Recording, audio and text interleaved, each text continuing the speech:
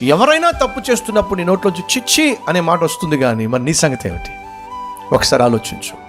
Bible సెలవిస్తుంది, యెహోవా యందు భయభక్తులు కలిగి ఉండుట చెడుతనమును ఛే అనడం.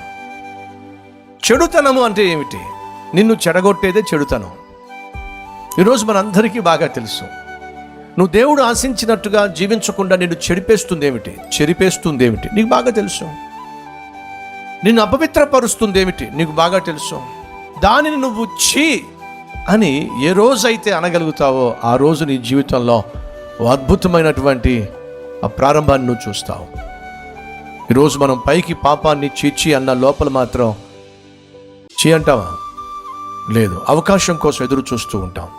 వాస్తవం. మనలో చాలా మందికి ఉన్న అభిప్రాయం ఏమిటంటే, మనం పాపం చేస్తేనే దేవునికి మనకు మధ్య ఆ పాపము అడ్డుగా వస్తుంది అనే భావన ఉంది.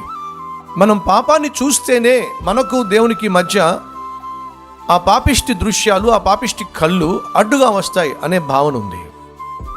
కానీ బైబిల్ సెలవిస్తుంది, నువ్వు చూడకపోవచ్చు, నువ్వు చేయకపోవచ్చు, దాని పట్ల నీ మనసులో ఎక్కడైనా కొంచెం మక్కువ ఉంటే చాలు, కొంచెం ఇష్టం ఉంటే చాలు, అదే నీకు దేవునికి మధ్య అడ్డుగా వచ్చి పడుతుంది.